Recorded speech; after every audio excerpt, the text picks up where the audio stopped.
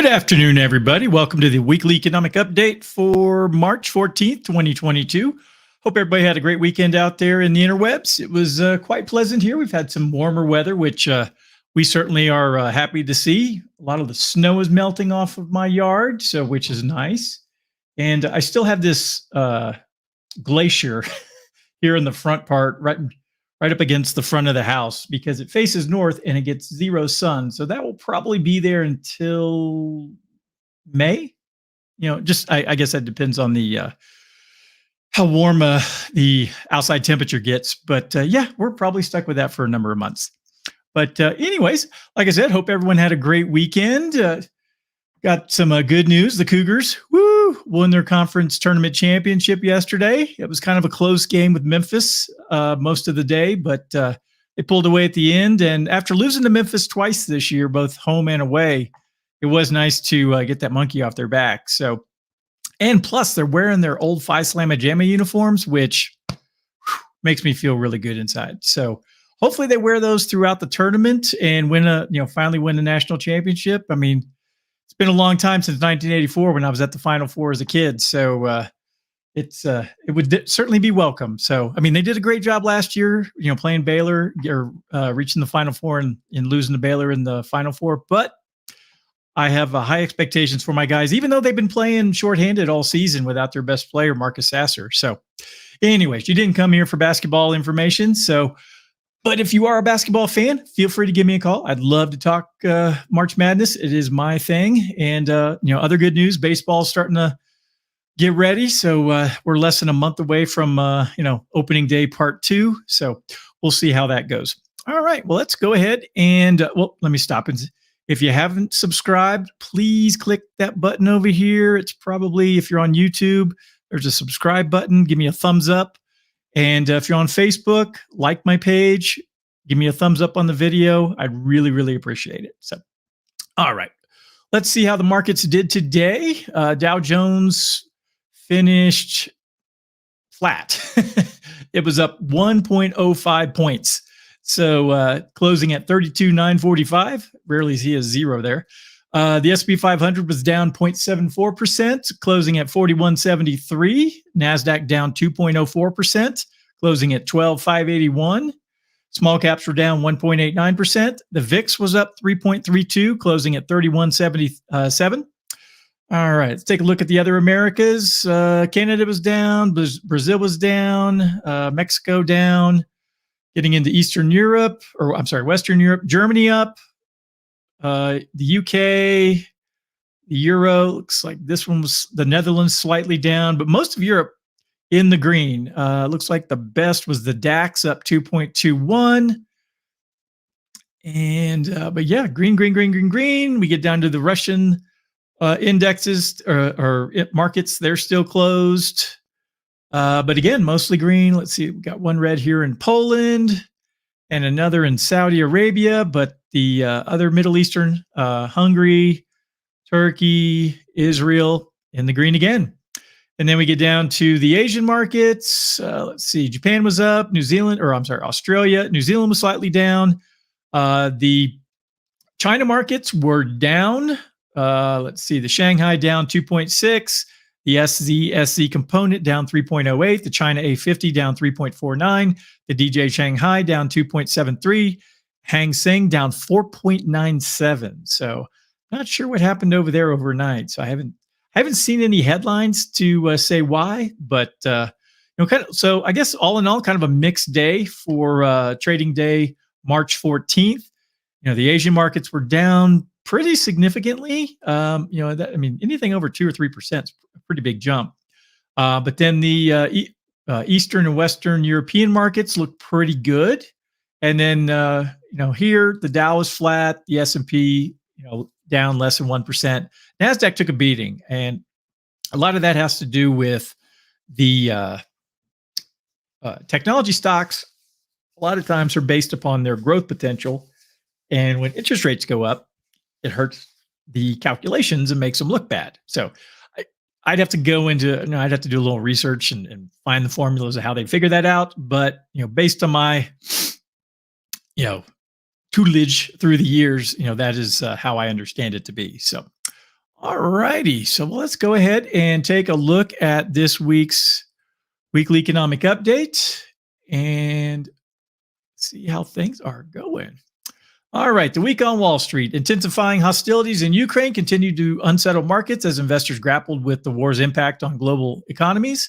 The Dow Jones Industrial Average lost 1.99. The S&P 500 dropped 2.88. NASDAQ fell 3.59. And internationals gained 0.9. So last week, we had a bad week here locally or domestically. The developed overseas markets were slightly up less than 1%. Markets remain stressed. Markets gyrated last week as Russia escalated its attacks on Ukraine. The U.S. banned imports of Russian oil, and more companies announced the suspension of business in Russia. Eastern Europe has added complexity to the Fed's plans for raising interest rates to manage accelerating inflation, which has been exacerbated by a sharp rise in energy and other commodity prices. The stock market saw brief moments of respite. Stocks rallied Tuesday on a news report that Ukraine would promise not to pursue a NATO membership, but lost momentum before the close. Stocks rallied on Wednesday as oil prices tumbled, but were unable to follow through on Thursday and then faded further into Friday's close. A four-decade high. Consumer prices rose 0.8% in February as energy and commodity prices pushed higher. This latest monthly report showed a year-over-year inflation rate of 7.9%, the highest level since January of 1982. Excluding the more volatile food and energy prices, the 12-month increase was 6.4%, a slight bump from last month's 6% year-over-year increase. Many economists hoped that inflation pressures would ease, but February's inflation number suggested that the impact of sanctions and supply chain disruptions due to the invasion of Ukraine may likely feed further price increases for the foreseeable future. All right.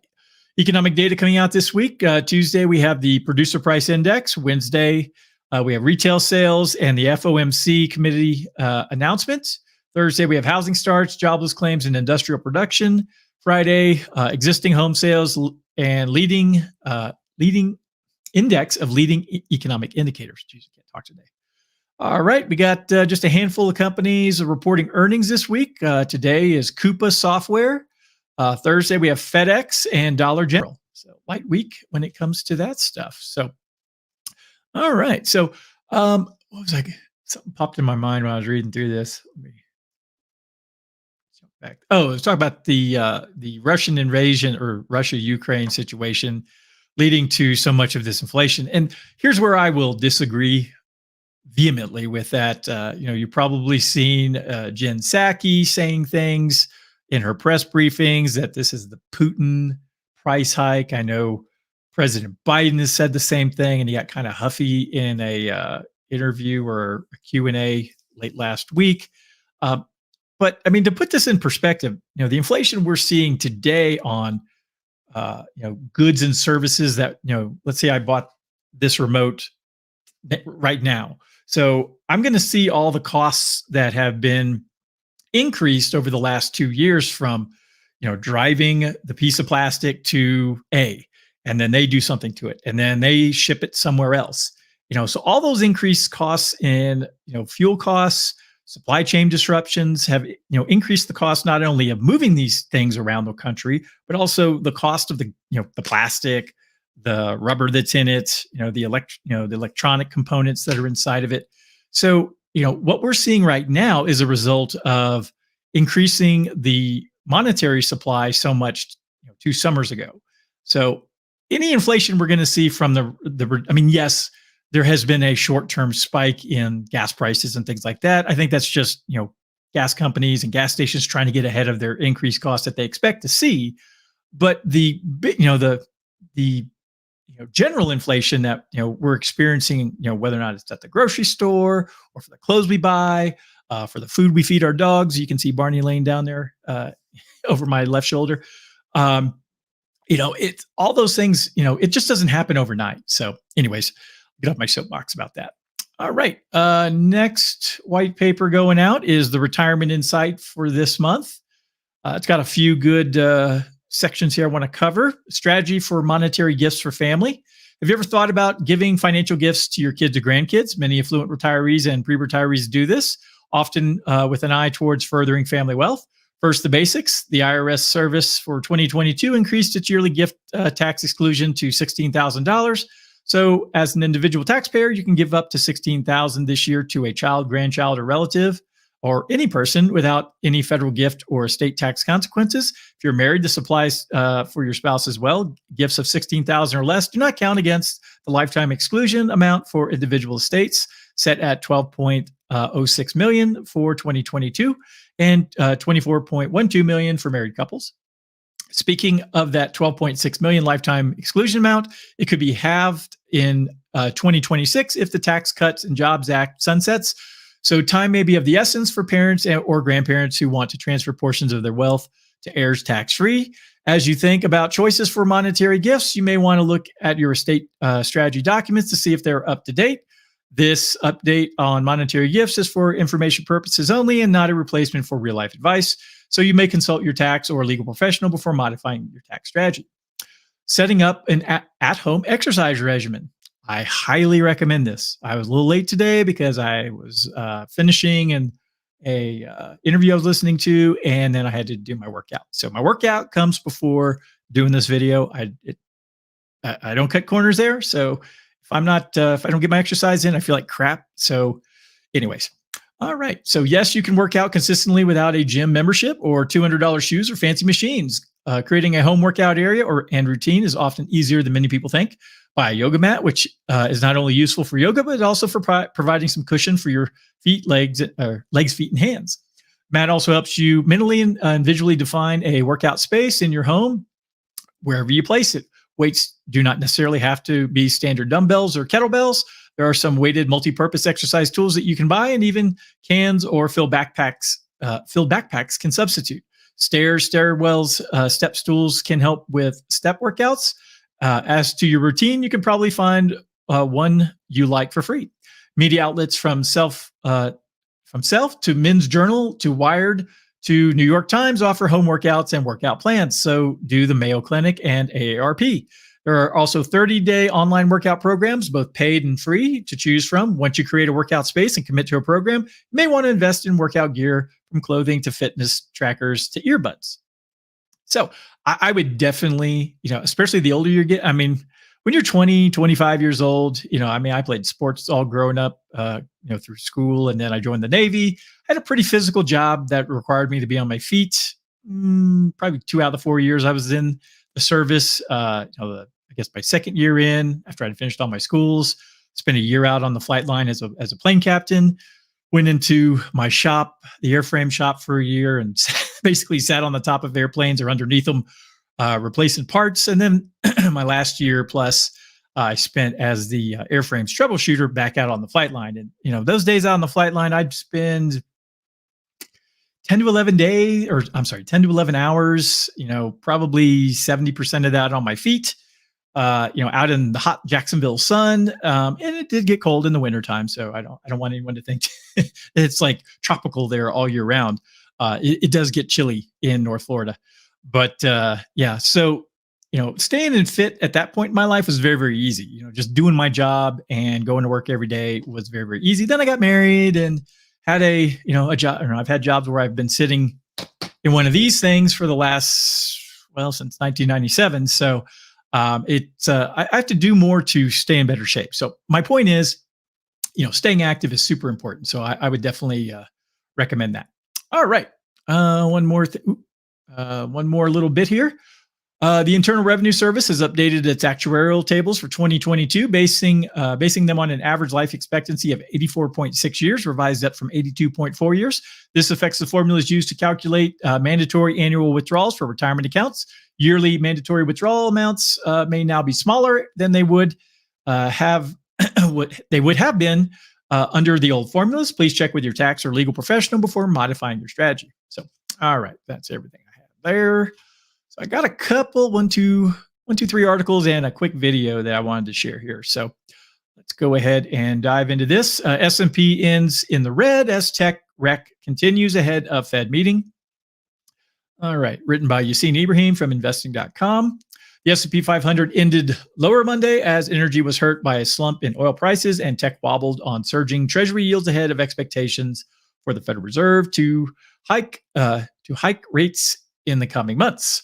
Little progress was made on Ukraine-Russia negotiations on Monday, but with talks set to resume on Tuesday, there is hope that both sides' willingness for ongoing dialogue could prove the building blocks towards a ceasefire agreement. Oil prices, which have been underpinned recently by concerns that a prolonged Ukraine-Russia war would meaningfully disrupt crude supplies, moved sharply lower and took energy stocks along for the ride.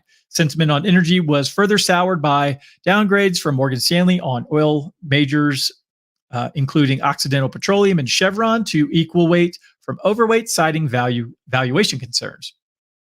With just days to go until the Federal Reserve is widely expected to begin its rate hiking cycle, Treasury yields surged higher, raising rates. The enemy of growth sectors of the market, like tech, wobbled after a 25 basis point hike at the March meeting. We see the Fed delivering an additional 25 basis point rate hikes this year, followed by 4 rate hikes in 2023 to end this year at about 2.625%, Morgan Stanley said in a note. All right, but not all sectors are vulnerable to rising rates. Financials started the week on the front foot as investors bet that banks are set to benefit from rising interest rates, a rising interest rate environment. Northern Trust, Charles Schwab, Cincinnati Financial, with the latter up more than 5%. In other news, Ford slipped nearly 2% after Jefferies cut its price target on the automaker to $18 from $20 amid concerns that rising input costs and supply chain woes will weigh on their growth, especially if Ford is betting the farm on the EV market. That's going to be a very expensive bet on their part because, as I talked about last week, the costs of getting nickel getting nickel into the cars is going to go up quite a bit, especially with a lot of the tensions between the U.S. and Russia, and they have a lot of those metals. So, all right. Next article here: the S&P 500 just hit a death cross. Why it's good news for the stock market. I don't know if I necessarily call that good news. This is written by Jacob Sonnenschein, and this is from Barron's.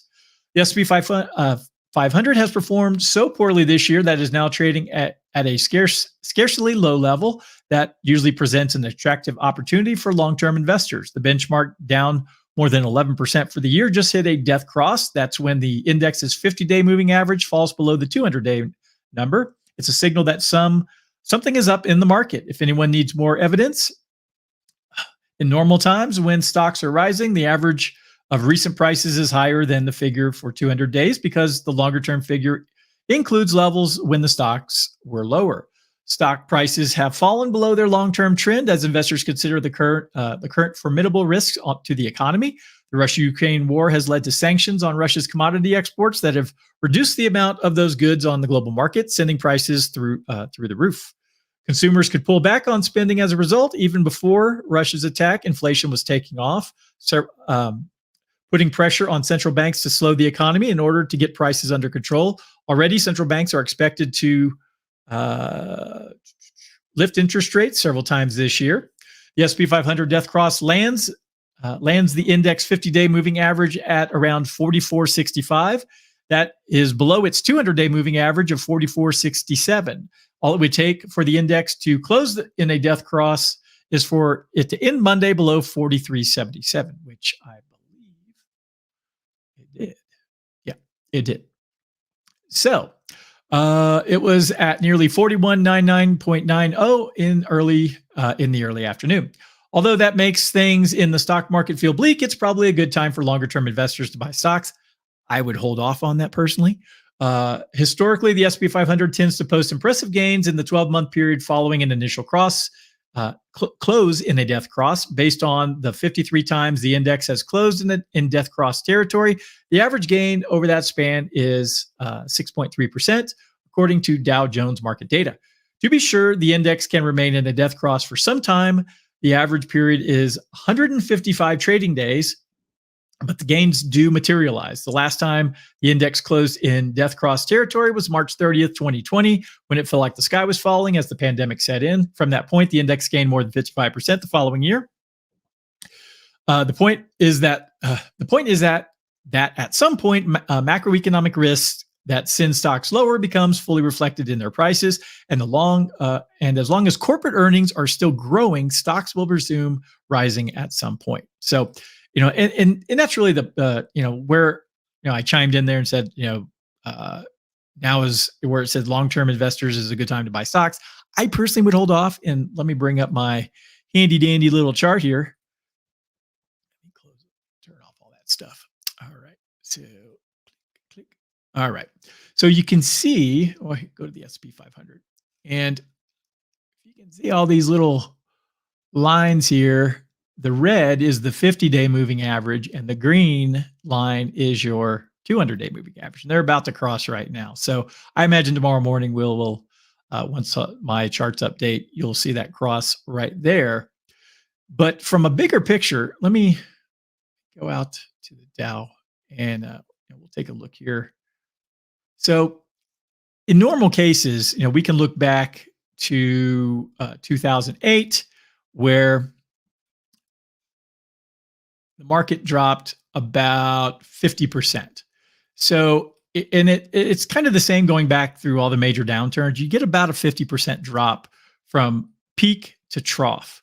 And, when we look back here 2 years ago, the market was down about 35%. I had a number, I forget what it was. This was around 30. So I had about 15,000 as my bottom floor. If the market touched that, I would feel that, anything, from that point, we're good to go as far as, putting, all of our assets back into the market or deploying most of them. Maybe you want to hold it back a little bit. But since we didn't get there and the Fed flooded the economy with so much money, that's why we had this rocketing, return above where we were prior to the start of COVID. So, I've been saying for a while, we are due. This to me right here 2 years ago was an artificial bear market or correction or whatever the hell they, the financial guys like to call it. But anyways, so that's where I wanted to chime in. I would say yes. Things are down 9 or 10% from the peaks of the Dow 30 and the S&P 500. But I mean, if we were at 36,000 just a couple of weeks ago or months ago, if we get a 45, 50% drop, the Dow's going to drop probably closer to 18,000. If history's any sort of repeating event, I know it doesn't always go exactly as planned. History doesn't repeat it, but it does typically rhyme. So, anyways, I wouldn't be buying the dip, as a lot of people like to say, especially if you're one of those folks on Reddit who follows Wall Street bets. Buying the dip right now could be very dangerous because you're essentially catching a fallen knife. All right, let's go ahead and get back over here. All right, next article we got here: retail investors are in a turmoil amid market volatility. Former TD Ameritrade CEO. Retail investors that played a significant role in the stock market's overall performance during the first 2 years of the pandemic are now witnessing the pitfalls of market volatility. Former TD Ameritrade chairman and CEO of Coastal Carolina University executive director of football, Joe Moglia, told Yahoo Finance Live in a recent segment. Wow, that's a mouthful. I think the typical retail investor that is not disciplined is not thinking strategically. I think they're in a turmoil, he said. They're concerned. I think they have a lot. I think they have some sort. I think they have anxiety. That's a tough sentence to say. This January was the stock market's worst since the financial crisis of 2008, and that was before Russia's invasion of Ukraine further threatened to disrupt supply chains and drive inflation up even higher than any other time in recent history. Retail investors bought the January dip, but risk assets such as tech companies and other growth stocks have performed poorly since the invasion. Industries reliant on Russia-produced metals also expect to experience further downturn as sanctions begin to cut off Russia from the rest of the world economy. Retail investors who made up 10% of all daily trading volume saw returns accelerate during the early stages of the coronavirus pandemic when tech stocks thrived. They also contributed to market volatility, however, when the fervor surrounding the meme stocks leading to trading begun being shut down by several of the most popular retail trading platforms to reduce extreme volatility. The markets have been in a very, very difficult moment, Moglia added. Quote, you've got major sector allocation changing from what's been in place in the past. You've got oil at 10, 12-year highs, end quote. Moglia noted that industrials and specifically defense stocks within the industrial sector are likely to perform well given the ongoing war in Ukraine. The war state is big business. So those Lockheed and Raytheon and all those companies are going to be making big money if we go to war. That's always, in their mind, a good thing. Jumping back in, quote, I like industrials first within industrials, defense, national defense, Moglia said, quote, I think you've got to like energy, but energy is kind of still to the moon as far as size goes. But unless things get solved with Russia and Ukraine quickly, that's going to continue to go up. Industrials have performed exceedingly well in the aftermath of the Ukraine invasion, giving credence to Moglia's claim. Defense stocks surged over the past 2 weeks with some of the biggest names in the industry like Raytheon and Lockheed Martin experiencing double-digit gains. iShares U.S. Aerospace and Defense ETF Defense Fund rose over 5% in the weeks following the Ukraine invasion as investors prepared for a likelihood of a prolonged conflict. Over any 3 to 5 year period, the United States markets have always done pretty well. So you're okay, he added, but you're going to go through a difficult period right now. And I 100% agree. We are going to see some tough sledding, I guess would be the best way to put it. So, all righty. Last little bit I got here. Let's see. I got the interview. Bill Maher was on Ben Shapiro's Sunday Special this week, and two polar opposites when it comes to one is very left, the other is very right. I try to diversify where I get all my information. Ben is someone I listen to most days. I don't agree with much he has to say, but being the radical libertarian that I am. But anyways, all right, well, let's go ahead and let me see here. Stop that for a second. Make sure the sound is on. Share screen. Share system audio. There we go. Got it. All righty. Let's go ahead and hit play and listen to a couple of minutes of this. How's Florida treating you? I love Florida. I'm here to do a special, HBO Stand Up Special, which I did the last 2 days, Friday and Saturday, and here we are on Sunday. I chose Florida to do. I could have done it anywhere in the country. First of all, I was afraid of COVID protocols that were going to be onerous. So I was like, I'm not going to do it in a blue state. But it turned out there's a lot of protocols last night from the city of Miami and the theater. There's so many people with their hands in the protocol pie now. The unions can get involved, the network. So it's not just the government or the CDC. Everybody who wants to indicate how much better a person they are than you by showing how much more safety they can get. Not that I honestly think we need any of this now. But that's why I chose to do it in Florida, because I've been to Florida a couple of times. It was the first place I went after I got back on the road, I think about a year ago. And I've been back a couple of other times for gigs here, and there just was much more of a feeling. And I know people who live here who say, yes, we never acted like this was the end of the world. This is not the Andromeda strain. Yes, it's a serious thing that we should respect and take seriously. But, Florida had the reputation, well-deserved, for life goes on.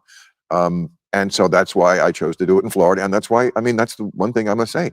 I thought I like that better. Yeah. I have a lot of quarrels about how this coronavirus was handled. You can respect it and have compassion for the people who suffered from it and still have, as I do, and I have made this very known to my audience who mostly doesn't like me for it, that I don't think it was handled the right way. Yeah, for us, for my family, we actually moved mid-COVID from LA to Florida. And this is one of the reasons. In LA, they shut down all the public parks. You couldn't take your kid outdoors. And then there were a bunch of riots. And it was like, well, if I could take my kids riding, it would have been okay. But I couldn't take my kids riding. So I had to be double quarantined in my home. I was quarantined for the virus and then quarantined because there were riots outside my door. And it was like, I'm getting out of here. One of the first editorials I did when I had to be doing the show from my backyard Yep. was about how, just in general, I think we should handle any disease, but especially this one, more internally, not just externally. Yes, there is that element. Externally meaning vaccines. Okay, yes, I'm glad we have the vaccine. I personally would not have wanted to get it, but I did. Took one for the team. I would have rather had my own immune system handle this one. Now, to me, it's a case-by-case basis. I'm not an anti-vaxxer. I just think everybody's different.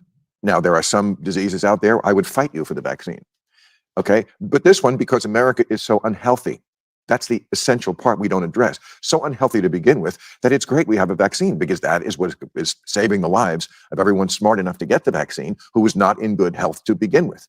But, that certainly wouldn't have been my way to handle it. So, I mean, you've been very vocal on this, and obviously you say your audience doesn't like you very much for it. Why do you think this became such a politicized point of view? Because what you're saying, I mean, you and I disagree on so much about politics, but on this sort of stuff, it seems like this is just the basic data, which is that for a lot of people who are obese, people who are older, people who have a prior immune problem, those people really, really needed the vaccine. If you're young and you're healthy, and if you're in decent shape, your chances of death from this were really not particularly high. We're not talking about the Black Death here with a 1/3 death ratio. And yet this turned into not only that you need to mask up forever, but that you needed to triple vax and mask post triple vaccination. I mean, my view of this was I was basically quarantined with my parents. My parents were 65, so I want to make sure they didn't get it. And so we basically holed up with them, and we didn't go outside in LA for a long time. And then the minute the vaccines were available and we took the vaccines, my parents got them mainly. As soon as that was over, we were done.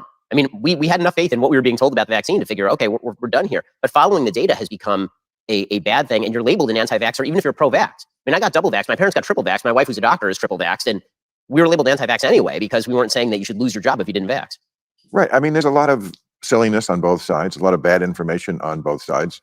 I don't think the liberals liked it when I pointed out that I think it was something like 41% of Democrats, when asked the question, I mean, and this was in the New York Times, they had Republican versus Democrat views on COVID.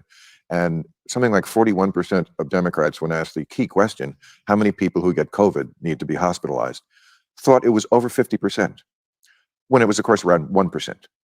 I mean, that's a crazy number to be off that much about the. No wonder they think you need a mask everywhere. If you think half the people who get it need to go to the hospital and it's really 1%, how did they get that bad information in their head? And I said, Fox News and the right wing has a lot to answer for a lot of misinformation out there. I would put climate change as top of that list. But the left-wing media should answer for that. How did your audience get that bad idea in their head that so many people need to go to the hospital who don't? And, as you started to say, I did an editorial about this about a month ago, again, not well received by a lot of people, but I was just, again, giving the facts. We know who gets this and dies from this. Who gets it? Everybody. Everybody gets it, including if you've had the vaccine, which they were wrong about. Okay, they weren't trying to be wrong about it, but, my overarching opinion was modern medicine, it's wonderful, but you're wrong about a lot. Stop being arrogant. Don't look at me like we've got the white coat on and the stethoscope around our neck. Just do whatever we say. All right. That was definitely a very good interview. They talked a little bit about, obviously the handling of, the pandemic over the last 2 years, and they get into some other stuff, and so I get, it's a good listen, what I find interesting regarding, Mr. Maher is that, he sees the disingenuous or the false news that comes out of the corporate media. So he's able to distinguish that both sides have massively overblown what happened with the cold that went around, but he doesn't see it with things. They get into we talk about Donald Trump and the Republicans, and from his point of view, he seems to think that the right is just awful. When in my point of view is he's just soaking in the information that's coming from the corporate media and believing everything that so it's like you don't believe the coronavirus stuff, but you believe everything else about the Republicans. And I mean, Trump's no good guy, I don't want to go there, but it's like at what point will you realize that the media has been lying to us? They lied to us about Iraq, they lied weapons of mass destruction. They've pushed us into war back in the early 90s with Iraq, with the babies being tossed out of incubators. That was a lie. Vietnam was perpetuated on the Gulf of Tonkin. Complete lie. So I mean, it's like I look back to the people my parents respected when they watched the news. Walter Cronkite was someone that I know people have a ton of respect for. Well, I have to wonder, was he full of shit too? So anyways, so I don't think it's not the Americans on the left versus the Americans on the right. It's really the people who enjoy tyranny wanting to, keep everyone else down. So anyways, all right. Well, that's my soapbox for this week. And so hopefully y'all got something from this. If not,